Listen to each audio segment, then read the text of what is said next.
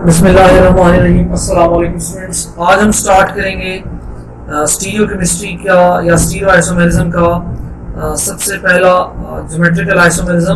तो थोड़ी बहुत मैं क्लासिफिकेशन भी बता दूं कि हम ये कर रहे थे कि स्टीरियो आइसोमर्स को हम डिवाइड करते थे दो टाइप में, कन्फिगरेशनल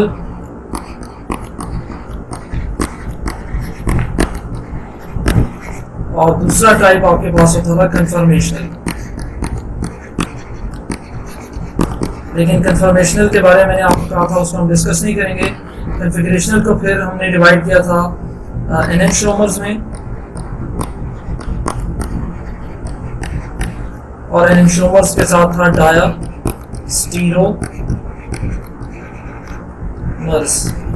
तो डायास्टीरोमर में आज हम डिस्कस करेंगे ज्योमेट्रिकल आइसोमेरिज्म को, और उसके बाद जाके हम ऑप्टिकल आइसोमर्स को डिस्कस करेंगे, जो कि नॉन एनशियोमेरिक ऑप्टिकल आइसोमर्स भी होंगे, नॉन एनशियोमेरिक ऑप्टिकल आइसोमर्स जिसके बारे में मैंने बात कही थी, और एनशियोमर्स के ऑप्टिकल आइसोमर्स भी हम डिस्कस करेंगे। तो आज हमारा टॉपिक ऑफ कंसर्न है ज्योमेट्रिकल आइसोमेरिज्म, जो बहुत इंटरेस्टिंग और सिंपल टॉपिक है समझने में। लेकिन आपको पता हो कि ज्योमेट्रिकल आइसोमर्स को हम कह सकते हैं कि डायस्टीरोमर्स भी हैं, और ज्योमेट्रिकल आइसोमर्स को हम कह सकते हैं कन्फिगरेशनल आइसोमर्स भी हैं, और ज्योमेट्रिकल आइसोमर्स को हम कह सकते हैं ये स्टीरियो आइसोमर्स भी हैं। क्योंकि एमसीक्यूज में पूछा जाता है ज्योमेट्रिकल आइसोमर्स और जब आपसे पूछा जाए कि these are diastereomers, configurational isomers, stereo isomer, तो जाहिर बात है बहुत स्पेसिफिक जो है ज्योमेट्रिकल आइसोमर्स ये डायस्टीरोमर है। और ज्योमेट्रिकल आइसोमर्स भी आपको 3D में ही डिफर करते हुए दिखाई देंगे, क्योंकि इसमें क्या होती है, रिस्ट्रिक्टेड रोटेशन होती है। बातें मैं थोड़ी सी ज़्यादा तेज़ कर गया, लेकिन स्पीड मेरी तेज़ थी, लेकिन इस एग्जाम्पल्स को जो हम डिस्कस करेंगे आपको आसानी से समझ आ जाएगी। सिर्फ आपको ये पता हो कि ज्योमेट्रिकल आइसोमर को डायस्टीरोमर्स कहते हैं, एक कन्फिगरेशनल आइसोमर्स भी कहते हैं क्योंकि इसकी फर्दर टाइप है, और स्टीरियो आइसोमर्स और स्पेसिफिकली ज्योमेट्रिकल आइसोमर्स आपके पास क्या हैं, डायस्टीरोमर्स हैं। और डायस्टीरोमर्स भी 3D में ही डिफर करते हैं, रिस्ट्रिक्टेड रोटेशन होती है ज्योमेट्रिकल आइसोमर्स में, उसकी वजह से ज्योमेट्रिकल आइसोमरिज्म शो होता है। और स्पेशली आप याद रखिए ज्योमेट्रिकल आइसोमर्स से रिलेटेड कि ये डबल बॉन्ड की रिस्ट्रिक्शन की वजह से या रिंग की रिस्ट्रिक्शन की वजह से ये फिनोमेना शो होता है, यानी 3D में मॉलिक्यूल डिफर कर रहा होता है। तो अब हम डिस्कस करते हैं इसकी एग्जांपल और कौन कौन से कंपाउंड्स ज्योमेट्रिकल आइसोमेरिज्म शो कर सकते हैं और कौन से नहीं शो कर सकते, उसमें हम थोड़ी बहुत स्टार्टिंग में डिस्कशन करेंगे और फिर एग्जांपल स्टार्ट करेंगे।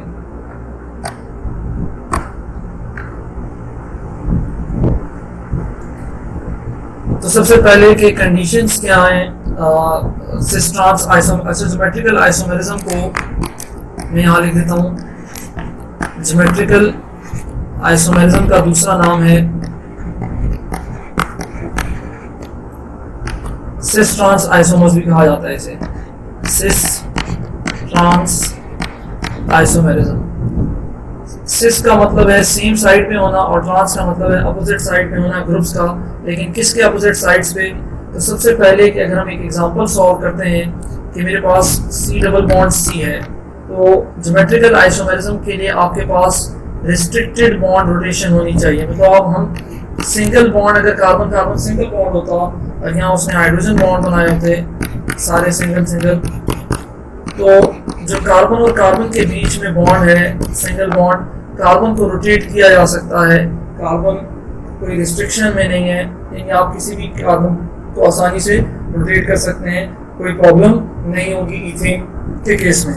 लेकिन अगर यही हमारे पास ईथीन होता, तो आप लोगों ने सुना है कि ईथीन के केस में एक पाई बॉन्ड होता है जो उसको क्या करता है, रिस्ट्रिक्शन देता है कि आप उसको रोटेट नहीं कर सकते, वरना आपका पाई बॉन्ड क्या हो जाएगा, टूट जाएगा। तो जो दूसरा बॉन्ड है यहाँ पाई बॉन्ड है, और वो रिस्ट्रिक्शन कॉज कर देता है, आप मॉलिक्यूल को रोटेट नहीं कर सकते। आप मॉलिक्यूल को रोटेट करने की कोशिश करेंगे तो बॉन्ड टूट जाएगा, इसकी वजह से मॉलिक्यूल अपनी आइडेंटिटी खो देगा। अब इथीन के केस में आपको आइसोमेरिज्म नहीं दिखेगा, ये सिस और ट्रांस आइसोमेरिज्म, लेकिन एटलीस्ट आपको रिस्ट्रिक्शन यहाँ समझ आ गई होगी कि इथीन के केस में डबल बॉन्ड रिस्ट्रिक्शन है। अब कौन से एटम कब तक इसमें हमारे पास कौन से कंपाउंड में हमारे पास सिस और ट्रांस आइसोमेरिज्म शो हो सकती है, तो उस एग्जांपल को हम सॉल्व करते हैं। आपके पास जो कार्बन मौजूद हैं, यानी अगर मैं कंडीशंस लिख दूँ, चलें ये मिटा के मैं कंडीशंस स्टार्ट कर देता हूँ। इसी एग्जांपल्स के साथ इसी एक एग्जांपल को हम सॉल्व करेंगे सिस ट्रांस या सिमेट्रिकल आइसोमेरिज्म के लिए। तो जो आपके पास दोनों कार्बन है जिनके पास डबल बॉन्ड है, अब रूल्स देखते हैं कि डबल बॉन्डेड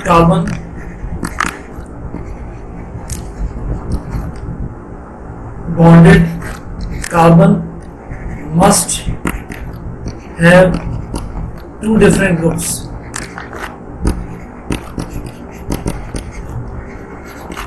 रिस्ट्रिक्टेड रोटेशन तो है, लेकिन आपके पास जो कार्बन जिसने डबल बॉन्ड बनाए हैं उन दोनों के पास आपके अगर सपोज सिमिलर एटम एक पे डाल देते हैं और दो पे दूसरे कार्बन पे आप डिफरेंट भी डाल दें, तो ये भी आपके पास आइसोमेरिज्म सिस ट्रांस आइसोमेरिज्म नहीं शो करेगा, क्योंकि जो दोनों कार्बन हैं बोथ डबल बॉन्डेड कार्बन में ले देता हूँ यहाँ कि both double bonded carbon must have two different groups.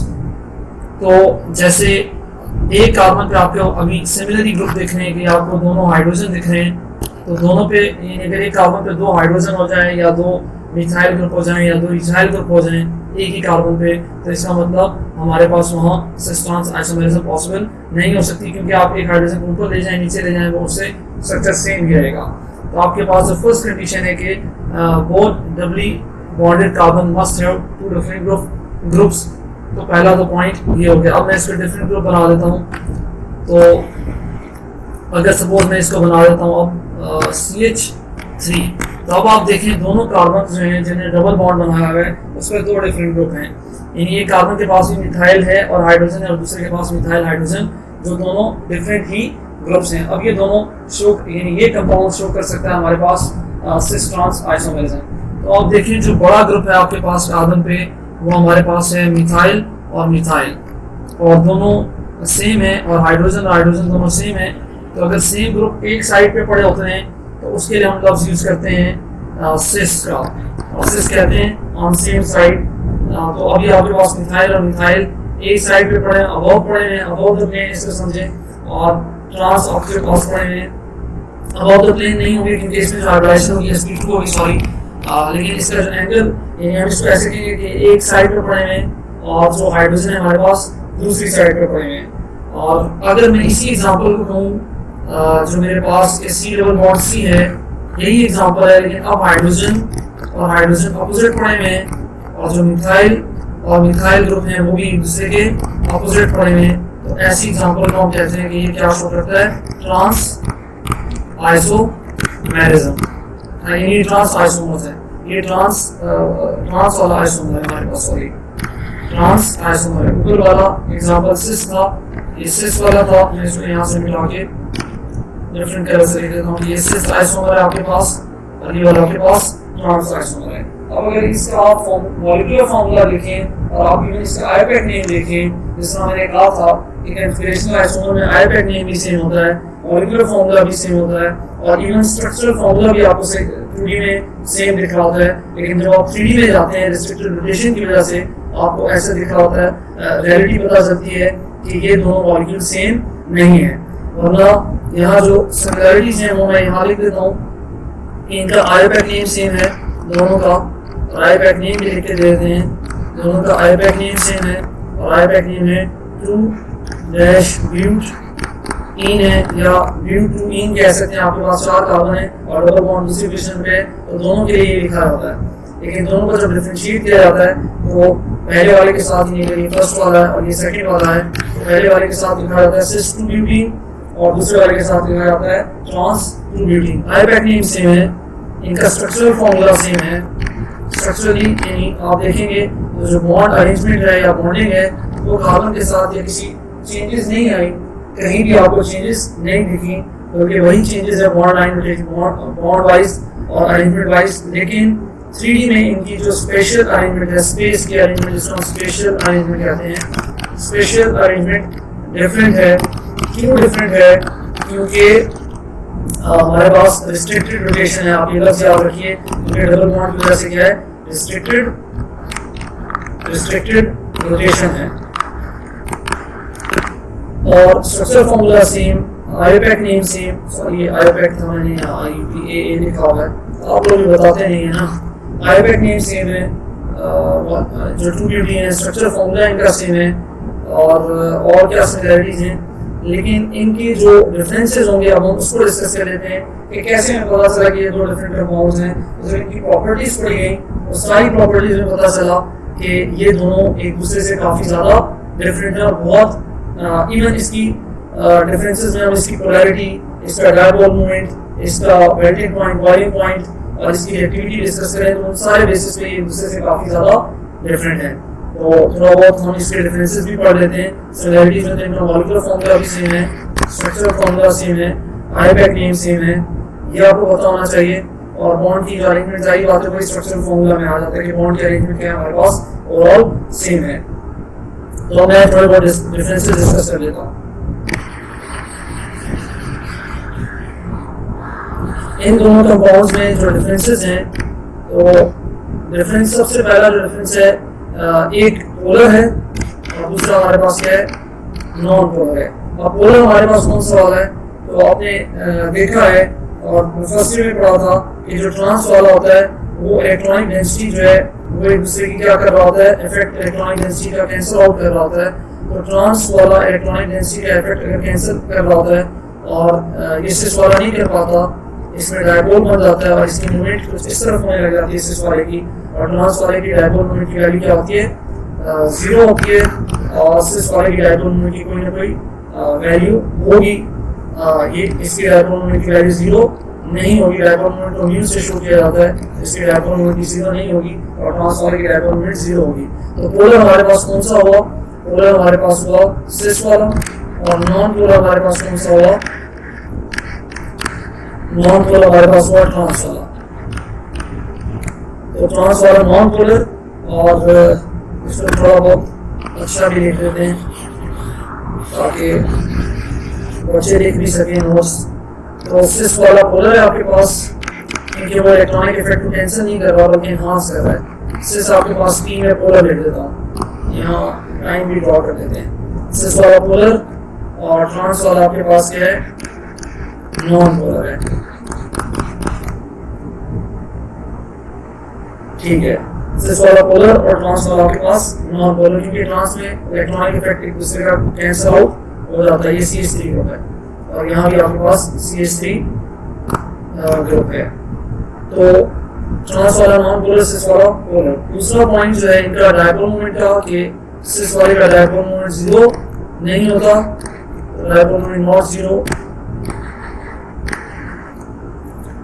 और डायपोल मोमेंट नॉट 0, म्यू की वैल्यू इसकी 0 नहीं होती, तो आपने नॉट इक्वल टू 0 लिख देना है। और ट्रांस वाले की जो होती है वो डायपोल मोमेंट कितनी होती है, वो 0 के बराबर होती है, क्योंकि वहाँ इलेक्ट्रॉनिक डेंसिटी का इफेक्ट एक दूसरे को कैंसिल आउट कर देता है, क्योंकि मिथाइल अपोजिट और हाइड्रोजन अपोजिट पड़े होते हैं। तो केसेस में एक सेम साइड पे पड़े होंगे तो इलेक्ट्रॉनिक डेंसिटी हमारे पास कोई ना कोई पोलैरिटी क्रिएट करेगी और डायपोल मोमेंट की कोई ना कोई वैल्यू भी होगी सिस के केस में। अच्छा, तो सिस पोलर, ट्रांस नॉन पोलर, सिस की डायपोल मोमेंट 0 नहीं होगी और ट्रांस की डायपोल मोमेंट की वैल्यू 0 होगी।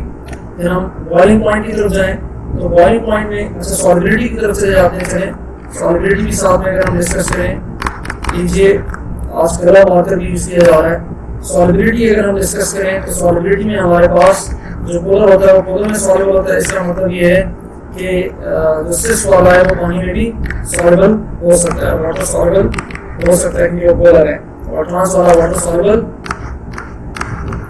जो ट्रांस है वाटर में सॉल्युबल नहीं होगा, सिस वाला पानी में सॉल्युबल होगा और पोलर सॉलिबिलिटी शो करेगा।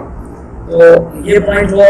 नेक्स्ट जो पॉइंट्स हैं कुछ और डिस्कस कर लेते हैं। जो बाकी कमी है हमें ये मिटाना नहीं चाहता, ये सब कुछ बहुत खराब लग रहा है, इसीलिए मिटाना नहीं चाह रहा क्योंकि फिर आपको जाहिर बात है समझाना भी इसी एग्जाम्पल से होता है। तो जो और इसमें सिमिलरिटीज हैं वो ये हो सकता है कि बॉइलिंग पॉइंट, तो जो पोलर होता है जाहिर बात है उसका बॉइलिंग पॉइंट क्या होगा, हाई होगा, क्योंकि उसमें इंटरमॉलिक्यूलर फोर्सेस अच्छी बनेंगी। तो सिस वाले का बॉइलिंग पॉइंट क्या होगा, हाई होगा। Cis has high boiling point because of polar character, और ट्रांस का बॉइलिंग पॉइंट क्या होगा, कम होगा। तो आप सोच रहे हैं मेल्टिंग पॉइंट भी यही होगा, भाईजान मेल्टिंग पॉइंट ऐसा नहीं है, मेल्टिंग पॉइंट डिपेंड करता है स्ट्रक्चर पे। तो अपने जहन में डाल लीजिए कि मेल्टिंग पॉइंट किस पे डिपेंड कर रहा होता है, क्रिस्टल में स्ट्रक्चर पे डिपेंड कर रहा होता है कि कौन आसानी से एडजस्ट हो सकता है। तो साइंस के मुताबिक आसानी से या केमिस्ट्री के मुताबिक आसानी से जो एडजस्ट हो सकता है वो सिस नहीं होता, बल्कि क्रिस्टल स्ट्रक्चर में ट्रांस आसानी से एडजस्ट हो जाता है। और ट्रांस का जो मेल्टिंग पॉइंट है, ट्रांस की पैकिंग अच्छी हो सकती है। आप देखें कि ट्रांस पैकिंग अच्छी कर सकता है, तो इसलिए ट्रांस का मेल्टिंग पॉइंट क्या होगा, हाई होगा एज कम्पेयर टू सिस। तो मेल्टिंग पॉइंट इसका हाई होगा ट्रांस का, बॉइलिंग पॉइंट इसका हाई होगा सिस का। Boiling point on the basis of intermolecular forces discuss करना है, और melting point on the basis of packing discuss करना है कि कौन आसानी से सिमेट्रिकल पैकिंग कर सकता है। और हमें सिमेट्रिकली पैकिंग चाहिए होती है इसमें सॉलिड बनने में। सिमेट्रिकल पैकिंग आसानी से कौन कर सकता है, ट्रांस कर सकता है। लास्ट पॉइंट रिएक्टिविटी का है। रिएक्टिविटी आप पे छोड़ देता हूँ, आप बताइएगा कि कौन ज्यादा रिएक्टिव होते हैं, सिस वाले या ट्रांस वाले। आज के लिए इतना ही नहीं था, बल्कि अभी बहुत सारी एग्जांपल्स रहती हैं जिसको हम क्या करेंगे, सॉल्व कर देते हैं। कभी कभी मजाक भी करना पड़ता है। अच्छा, तो हम कौन कौन सी एग्जांपल, एक तो आपने ब्यूटीन में पढ़ी ट्रांस और सिस की ब्यूटीन की। अब मैं उन कंपाउंड्स के बारे में बता देता हूँ जिसके बारे में आप सोच नहीं सकते थे कि ये भी शो कर सकते हैं ट्रांस आइसोमेरिज्म को उसकी तरफ चलते हैं, या ज्योमेट्रिकल आइसोमेरिज्म को उसकी तरफ चलते हैं।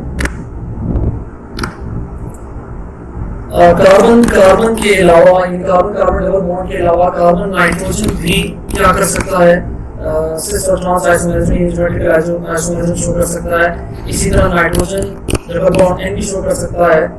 इसी तरह C डबल बॉन्ड O भी शो कर सकता है। ये भी हमारे पास ट्रांस आइसोमेरिज्म या सिस ट्रांस आइसोमेरिज्म शो कर सकते हैं। कैसे शो करेंगे, हम एक एग्जांपल पढ़ते हैं नाइट्रोजन के रिस्पेक्ट से। सबसे पहले तो नाइट्रोजन के रिस्पेक्ट से अगर आपके पास C डबल बॉन्ड N है और आपके पास क्या है, एक लोन पेयर है नाइट्रोजन पे पड़ा होता है, सपोज नाइट्रोजन ने एक OH बॉन्ड भी बनाया हुआ है, और यहाँ CH, यहाँ कोई R ग्रुप है, कोई भी ग्रुप हो, और यहाँ आपके पास H ग्रुप हो। तो हमारा पहला पॉइंट ये था कि डबली बॉन्डेड हो, और उसके बाद डबल बॉन्ड की चूंकि रिस्ट्रिक्शन हो जाती है, रिस्ट्रिक्शन होने की वजह से रोटेट नहीं कर सकता। तो अब आप सोच रहे होंगे कि यहाँ तो 3 atom as a substituent attach हैं, तो ऐसा नहीं कहा गया ज्योमेट्रिकल आइसोमेरिज्म में कि आपके पास 4 ही एटम होने चाहिए डबल बॉन्ड के इर्द-गिर्द, बल्कि अब ये जो लॉन पेयर है ये काम कर रहा था। तो जो हमने कहा था कि 4 डिफरेंट ग्रुप्स मस्ट, या every double carbon must have 2 different groups, वो वाली डेफिनेशन अच्छी नहीं होगी। मैं कहूँगा कि डबली बॉन्डेड कार्बन या डबली बॉन्डेड यहाँ doubly bonded atoms must have different electronic density। आप कहें तो हो रहा है, must have different electronic density। अगर डबल बॉन्ड के इर्द गिर्द डिफरेंट इलेक्ट्रॉनिक डेंसिटी है तो इसका मतलब वो क्या शो कर सकता है, वो शो कर सकता है आपके पास सिस ट्रांस आइसोमेरिज्म, जो कि एग्जांपल शो कर सकता है, या ज्योमेट्रिकल आइसोमेरिज्म शो कर सकता है, जो कि इसका दूसरा नाम है, या कन्फिगरेशनल आइसोमेरिज्म अगर जनरल कहें, या स्टीरियो आइसोमेरिज्म, क्योंकि ज्योमेट्रिकल आइसोमेरिज्म को कन्फिगरेशनल, स्टीरियो और डायस्टीरियोमेरिज्म जिसे कहते हैं, क्योंकि डायस्टीरियोमेरिज्म की ये टाइप है। ये सारी कहानी आपको सुना स्टार्टिंग में, तो इसको मिटाते हैं क्योंकि अभी हमने यहाँ डिस्कस करनी है कि इलेक्ट्रॉनिक डेंसिटी डिफरेंट कैसे होती है। तो इलेक्ट्रॉनिक डेंसिटी कैसे डिफरेंट होती है, यहाँ मैं लिख देता हूँ पहले इलेक्ट्रॉनिक डेंसिटीज। तो अगर आप देखिए आपके पास कार्बन के पास यहाँ एक तो हाइड्रोजन अटैच है, एक R ग्रुप है, तो ये तो 2 डिफरेंट इलेक्ट्रॉनिक डेंसिटी। नाइट्रोजन के पास एक OH अटैच है और नॉन पेयर अटैच है, तो इलेक्ट्रॉनिक डेंसिटी नाइट्रोजन पे भी दोनों डिफरेंट ही ग्रुप्स अटैच हैं, आप इलेक्ट्रॉन पेयर को डिफरेंट ग्रुप कंसीडर करेंगे। तो अगर OH नीचे है या OH और R एक साइड पे हैं, बल्कि ग्रुप्स एक साइड पे हैं, आपने बल्कि ग्रुप्स लिखने हैं, यानी R और OH अगर एक साइड पे हैं तो इसको हम कहेंगे ये सिस है, और अगर R और OH अपोजिट साइड पे हो जाए तो उसको हम क्या कहेंगे कि हमारे पास ट्रांसफॉर्म है। तो ये सिस फॉर्म हुआ, और अगर C डबल बॉन्ड N और मैं OH को ऊपर कर दूं और लॉन पेयर नीचे कर दूं, हाइड्रोजन ऊपर ही रहने दूं और R नीचे कर दूं, तो अब R और OH एक दूसरे के अपोजिट हैं, तो ये हमारे पास क्या है, फॉर्म है। तो आपने बड़ा ग्रुप या बल्कि ग्रुप देखने हैं, OH और R बल्कि ग्रुप में वो सेम साइड पे थे, तो उसको हमने कहा सिस, और लॉन पेयर और हाइड्रोजन एक साइड पे थे, उसको हमने कहा सिस। लेकिन जब लॉन पेयर और हाइड्रोजन अपोजिट आए या R और OH अपोजिट आए तो उसको हमने कहा ट्रांस। नेक्स्ट एग्जांपल करते हैं जिसमें नाइट्रोजन का डबल बॉन्ड हो, उसमें हम एग्जांपल सॉल्व कर सकते हैं। तो हम नाइट्रोजन की एग्जांपल कर लेते हैं कि जिसमें नाइट्रोजन डबली बॉन्डेड हो और ज्योमेट्रिकल आइसोमेरिज्म शो कर सकता हो। तो नाइट्रोजन के पास सपोज लॉन पेयर है, यहाँ ब्रोमीन है, यहाँ भी ब्रोमीन है, और सपोज यहाँ लॉन पेयर है। तो इलेक्ट्रॉनिक डेंसिटी आप मान चुके हैं कि डिफरेंट होगी। ब्रोमीन है, यहाँ नीचे ब्रोमीन है, और एक ही कार्बन पे एक ब्रोमीन है, एक लॉन पेयर है, फिर अगले पे ब्रोमीन और लॉन पेयर, तो इलेक्ट्रॉनिक डेंसिटी एक कार्बन पे डिफरेंट है। तो हमें उस कार्बन पे इलेक्ट्रॉनिक डेंसिटी डिफरेंट चाहिए जो डबली बॉन्डेड होगा। तो इलेक्ट्रॉनिक डेंसिटी डिफरेंट होने के बाद हम देखेंगे कि ब्रोमीन और ब्रोमीन सेम साइड पे हैं, तो ये सिस आइसोमर है। और यही नाइट्रोजन और नाइट्रोजन में डबल बॉन्ड होता, ब्रोमीन और ब्रोमीन क्या होते, अपोजिट साइड पे होते, और इलेक्ट्रॉनिक डेंसिटी अपोजिट साइड पे होती, तो ये क्या होता, ट्रांसफॉर्म। तो मैंने आपके कार्बन डबली बॉन्डेड की डिस्कशन की एग्जांपल दी सिस ट्रांस को, मैंने आपको सिस और सी डबल बॉन्ड एन की एग्जांपल दी, एन डबल बॉन्ड एन की एग्जांपल दी। और आपने ढूंढी है किसकी, एक एग्जांपल मैंने कहा था कि सी डबल बॉन्ड को भी शो कर सकता है। तो आप लोग खुद ढूंढिए कि सी डबल बॉन्ड और ज्योमेट्रिकल आइसोमेरिज्म कैसे पॉसिबल है। अब मैं आपको लास्ट एग्जांपल की तरफ लेके जाता हूँ कि रिंग में या साइक्लिक कंपाउंड में कैसे ज्योमेट्रिक आइसोमेरिज्म या आइसोमेरिज्म या जिसको हम कह रहे हैं सिस ट्रांस आइसोमेरिज्म वहाँ कैसे पॉसिबल है, उसको डिस्कस करते हैं। तब हम डिस्कस कर लेते हैं साइक्लिक कंपाउंड में ज्योमेट्रिकल आइसोमेरिज्म को। तो हमारे पास साइक्लिक कंपाउंड में भी ज्योमेट्रिकल आइसोमेरिज्म पॉसिबल है, क्योंकि साइक्लिक कंपाउंड ऐसे ही हैं जैसे डबल बॉन्ड में रिस्ट्रिक्शन होती है और वो आप रोटेट नहीं कर सकते, आप बॉन्ड एंगल चेंज नहीं कर सकते, और ना आपका बॉन्ड टूट जाएगा पाई बॉन्ड। उसी तरह साइक्लिक कंपाउंड में भी यही केस है कि आपके पास रोटेशन पॉसिबल नहीं होती। तो साइक्लिक कंपाउंड में कौन से कंपाउंड आपके पास ज्योमेट्रिकल आइसोमेरिज्म शो कर सकते हैं, उसके लिए आपके पास जो कार्बन है उन पे इलेक्ट्रॉनिक डेंसिटी डिफरेंट होना चाहिए। सपोज अगर मैं यहाँ हाइड्रोजन लिखूँ, यहाँ मिथाइल लिखूँ, और यहाँ हाइड्रोजन लिखूँ, और यहाँ हाइड्रोजन लिखूँ, अब आप देखें इलेक्ट्रॉनिक डेंसिटी एक कार्बन पे सेम है, तो इसका मतलब ये नहीं शो कर सकते। कौन से कंपाउंड शो कर सकते हैं, तो एटलीस्ट दो कार्बन पे जो रिंग में मौजूद हैं उन पे इलेक्ट्रॉनिक डेंसिटी क्या होनी चाहिए, डिफरेंट होनी चाहिए। तो अगर मैं यहाँ CH3 लिखूँ, इस कार्बन पे H लिखूँ, यहाँ CH3 और यहाँ H लिखूँ, तो इसका मतलब यही हमारे पास क्या है, डिफरेंट इलेक्ट्रॉनिक डेंसिटी रखते हैं और ये सिस और ट्रांस आइसोमेरिज्म शो कर सकते हैं। तो चूंकि मिथाइल ग्रुप इस कंपाउंड में लोअर साइड पे सेम साइड पे, तो इसको हम कहते हैं कि हमारे पास क्या है, सिस फॉर्म है। और अगर यही कंपाउंड होता और मिथाइल ग्रुप दोनों ऑपोजिट होते, एक ऊपर एक नीचे होता, तो हम इसको कहते हैं इसका क्या है, ट्रांसफॉर्म है और इलेक्ट्रॉनिक डेंसिटी भी डिफरेंट है। तो ये आपके पास सिस और ट्रांस आइसोमेरिज्म आप किसमें शो कर सकते हैं, साइक्लिक कंपाउंड्स में भी शो कर सकते हैं। कुछ और एग्जांपल हम कर लेते हैं। तो हमारे पास ये कंपाउंड है सपोज, और मैं कहता हूं कि CH3 आपके पास एक और आपके पास H है, और इस तरह आपके पास CH3 है और यहाँ आपके पास H है। तो ये कंपाउंड भी हमारे पास क्या कर सकता है, सिस ट्रांस आइसोमेरिज्म शो करता है। लेकिन इसमें हमें डायरेक्टली पता नहीं चलता, तो हम इसको ड्रॉ कैसे करते हैं, कौन शो करता है और कौन नहीं। तो इसको ड्रॉ करने के लिए हमें थोड़ा बहुत चेंजेस लानी पड़ती है कंपाउंड में। जैसे मैं यहाँ आपको शो करता हूँ कि एक कंपाउंड को आपको अगर सिस फॉर्म शो कराना है, तो जो मिथाइल ग्रुप हैं आपको एक बार डैश डैश डैश की फॉर्म में, कि दोनों सेम ही क्या है, साइड्स पे पड़े हुए, तो ये आपके पास सिस फॉर्म होगा। लेकिन जब आप दूसरे स्ट्रक्चर को ड्रॉ करेंगे जो इसका ट्रांसफॉर्म होगा, उसमें एक मिथाइल ग्रुप को आप डैश यानी डैश से शो करेंगे, लेकिन दूसरे मिथाइल ग्रुप को आपको क्या शो करना पड़ेगा, बोल्ड की फॉर्म में शो करना पड़ेगा कि यार ये बोल्डेड फॉर्म में है और इसके अपोजिट पड़ा हुआ है। तो ये आपके पास क्या है, ट्रांसफॉर्म एक, और एक आपके पास क्या है, सिस फॉर्म। तो ये ट्रांस हुआ और ये आपके पास क्या हुआ, सिस फॉर्म हुआ। ये आपके पास क्या हुआ, सिस फॉर्म। तो ये थी आपकी साइक्लिक सिस ट्रांस आइसोमेरिज्म, जिसको हम कह सकते हैं ज्योमेट्रिकल आइसोमेरिज्म। और साइक्लिक कंपाउंड में भी जो सिस वाला होता है वो पोलर होता है, और ट्रांस वाला नॉन पोलर होता है, क्योंकि इफेक्ट एक दूसरे को क्या कर रहे होते हैं, कैंसिल कर रहे होते हैं। लास्ट में एक एग्जांपल जो बुक में रह गई थी, और बुक में बहुत इंपॉर्टेंट एग्जांपल है, मैं सिर्फ लिख देता हूँ, आप उसके सिस और ट्रांस बना दीजिएगा और कमेंट बॉक्स में बता दीजिएगा, और उसके कॉमन नेम ही आप लोग सर्च करें तो इंपॉर्टेंट होगी। मैं आपको बताता हूँ कि वो कंपाउंड है क्या, और आप उसका सिस और ट्रांस बनाएंगे क्या, और उन सिस का कॉमन नेम क्या है और ट्रांस का कॉमन नेम क्या है, आप लोग खुद सर्च कर लीजिए।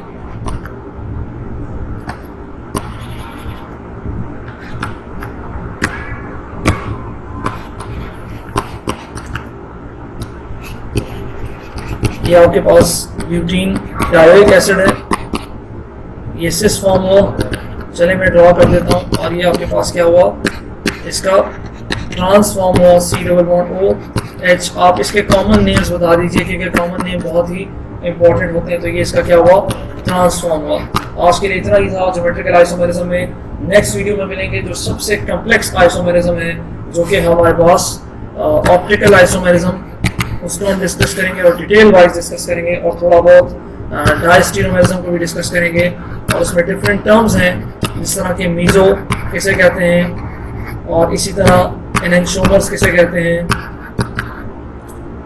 एनेंशोमर्स किसे कहते हैं, और इसी तरह इंटरनल कंपनसेशन किसे कहते हैं, इंटरनल कंपनसेशन। और एक हम टर्म पढ़ेंगे रेसिमिक मिक्सचर किसे कहते हैं, बोर्ड वैसे भी एंड में बनना था, रेसिमिक मिक्सचर किसे कहते हैं। तो ये हम क्या करेंगे, डिस्कस करेंगे अपनी नेक्स्ट वीडियो में। तब तक के लिए अल्लाह हाफिज।